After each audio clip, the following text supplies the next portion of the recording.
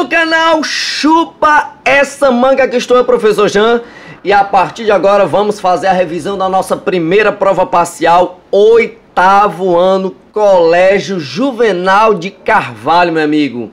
Tá pensando que é brincadeira? Então a partir de agora começa a revisão e é o áudio, você vai anotando e aquilo que eu vou pontuando, você vai explorando cada vez mais. Aquilo que o Jean tá falando demais, vai aprofundando que o bicho vai pegar, menino. Então chupa essa manga rosa, bem docinha.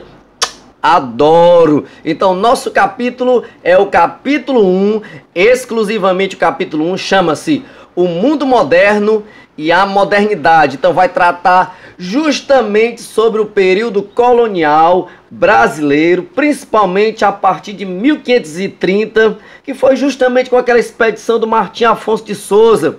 Você tá lembrado? Então, uma coisa que você não pode esquecer logo de quebra, é o famosíssimo, o exclusivo comercial metropolitano, o famoso Pacto Colonial ou Sistema Colonial. Então, era aquele conjunto de leis, aquele conjunto de normas em que a metrópole impôs, forçou as suas colônias durante o famoso período colonial.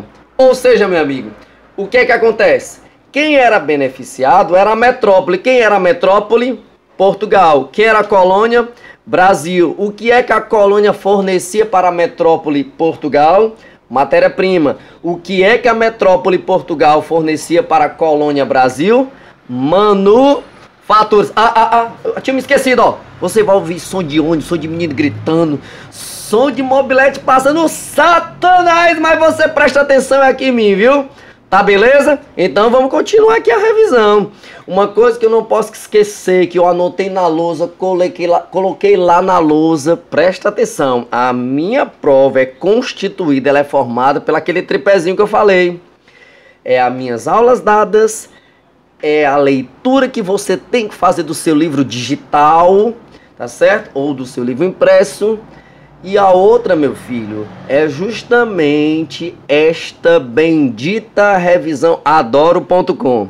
Então, eu não posso esquecer que a mão de obra, o trabalho que existiu nesse período colonial que a gente continua estudando, é justamente o trabalho escravo. Aí você lembra que eu falei que teve um jesuíta que escreveu um livro tratando como o proprietário do escravo deve usar a sua mão de obra. Em outras palavras, como é que um escravocrata usa a sua força de trabalho chamada escravo.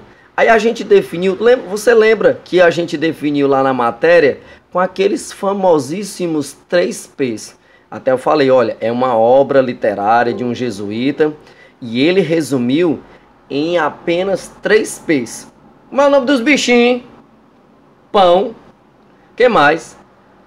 Pano e pau. Então você sabe o que é que significa cada um, não sabe? Então, o pano era aquela roupa para eles vestirem. O pano era justamente... o pão era aquela comida para aguentar o trabalho exaustivo, que era pobre em vitaminas. Isso até causaria a sua velhice precoce. E o pau é justamente para ele andar na linha. Era o famosíssimo castigo físico. Então, você não pode esquecer, tá certo? Porque a ideia era o que? Disciplinar o escravo. Por isso foi baseado o tratamento do escravo naqueles 3 P's. Chupa essa manga, meu filho.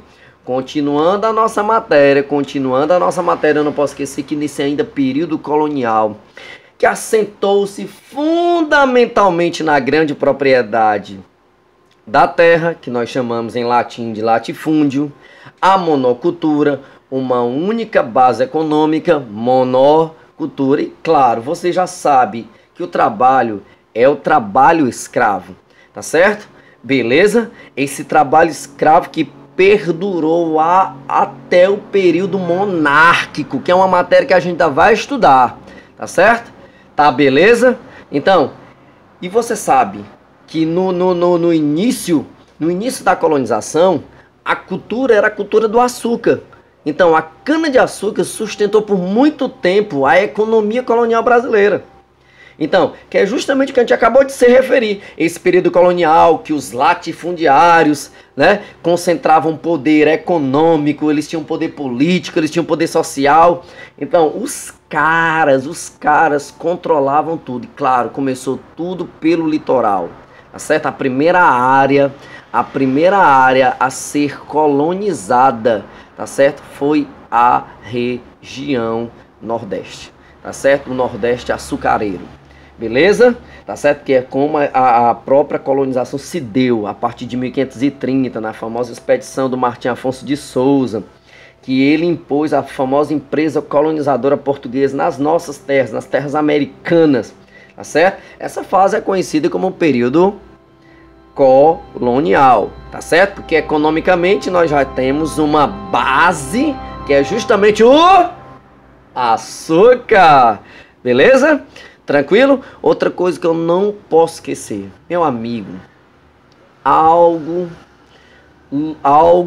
altamente lucrativo. Foi o quê? Algo altamente lucrativo, o comércio intercontinental do escravo, oriundo da África para a América, para o nosso lado, principalmente também a América do Sul. Estou me referindo ao Brasil. Então, eu não posso esquecer que esse cativo, que é o escravo, os traficantes europeus traziam aqueles navios tumbeiros, ou os famosos navios negreiros, tá certo? Superlotado, tá certo? E aí, Jean, me diz uma coisa. Em troca, quais eram os produtos que eles trocavam pelos escravos?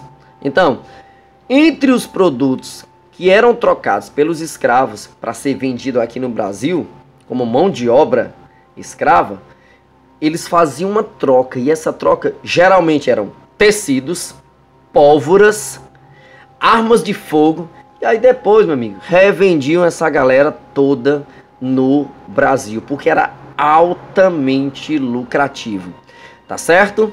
Então, outra coisa também importante que a gente tem que destacar na nossa matéria também, em relação ao escravo, que esses navios, eles vinham superlotados, essa viagem durava cerca de 40 dias, tá certo? E quando chegava, é interessante, que 20% dos cativos não resistiam, morriam durante a travessia. Então, existem algumas explicações porque somente 20% conseguiam sobreviver. Por que é, Jean? Olha só, a viagem durava de 30 a 40 dias ou 45 dias, conforme o lugar de partida e o de chegada. Presta atenção. Mas o que acontecia? Eles eram muito maltratados. As condições da viagem eram péssimas. A comida era pouca. Bebiam um copo de água a cada 3 dias, tá certo? O escravo, tá certo, não conseguia resistir, e muitos morriam de saudade, que era uma espécie de depressão, chamada de banzo. Então é por isso que 20% da população do navio negreiro já estava morta. Beleza? Tranquilo? Aí agora, para você não chupar uma manga, deixa eu dizer uma coisa. Você tem que assistir de novo o filme A Missão. Você sabe que tem online, faz parte do projeto Filme História, aquele filme assistido por nós, que se passa lá no século XVIII, na América do Sul, que um violento mercador de escravos indígenas, arrependido pelo assassinato de seu irmão, lembra que a gente falou sobre isso, realiza uma autopenitência e acaba se convertendo como missionário jesuíta. Ele acaba se convertendo como missionário jesuíta. Você lembra? E aí o que é que acontece? Aquela região chamada Sete Povos das Missões, região da América do Sul, tá certo? Que era reivindicada por portugueses e espanhóis. Era uma maior briga entre portugueses e espanhóis, nós vimos até cena sobre isso, tá certo?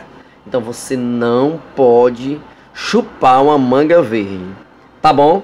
Então, principalmente, gente, aquele início, você sabe que o filme é narrado por aquele cardeal, ele conta toda a trajetória da missão jesuítica aquela lá acima da cachoeira.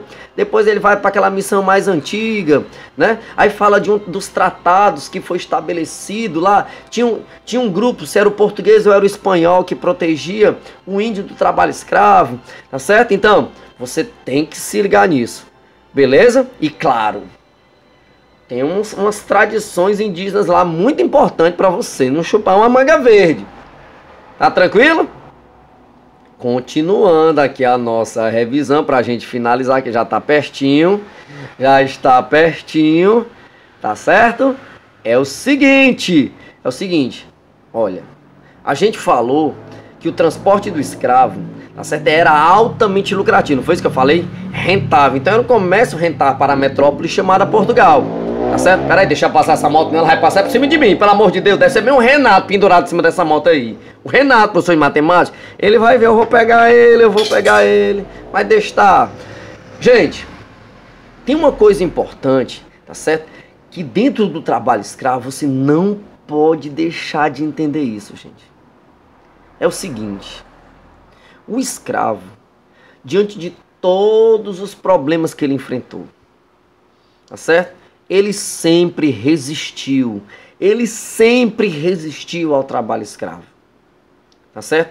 Na primeira oportunidade que ele tinha, ele fugia, tá certo? Então, ele sofreu muitas torturas. Era o tronco, tinha a gargalheira, a máscara de Flandres, tinha também a máscara de ferro. Outra que também tinha importante, a palmatória. Então, mas eles sempre resistiram à escravidão, beleza? Você não pode se perder nisso. E aí tem uma revoltazinha que você tem que estudar. Tem uma revoltazinha no nosso livro, que tá lá na página 16, a famosinha Guerra dos Mascates, a conhecida insurreição pernambucana. Eu vou dar só o toque, estuda. Tá, beleza? Então, não chupa uma manga verde. No mais, eu vou me despedindo aqui de vocês. E chupa essa manga! Uhul!